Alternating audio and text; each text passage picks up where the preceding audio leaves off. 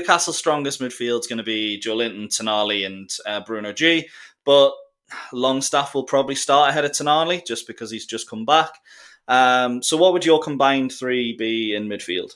Yeah, no, it's definitely a tricky one. I mean, we kind of split for choice a little bit, I think.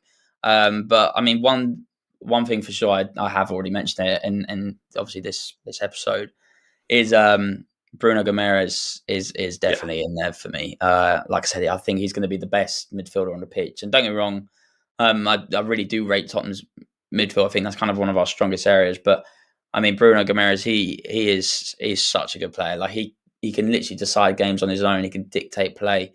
He can score. He can defend. He's a real good player. Like we're talking one of the best in his position, I think, in the league. I think it says a lot that when Bruno wasn't playing for us, I think it was the first 16 months or something like that, we didn't win a game after he signed. And I think it's a big part of, he is basically the main man for Newcastle. He's what makes us tick. And I think, we're both going to be fighting for that top four, hopefully. I think if Bruno gets injured, Newcastle don't have a chance.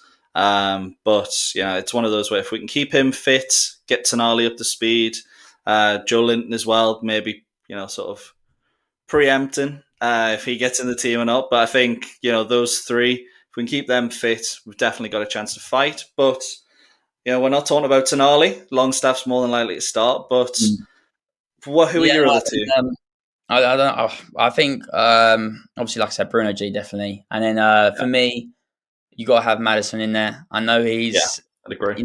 Obviously he had such a great start to his life at Tottenham, but and was a little bit inconsistent. But on his day, he's one of the best creative players in the league, and obviously can get goals as well. And thankfully, from a Tottenham point of view, obviously, long may it continue this season, albeit only 2 games in. We've seen much more of what every Tottenham fan knows he's capable of. Obviously, like I said, he showed in their first 10 or so games for Tottenham before he got injured against Chelsea.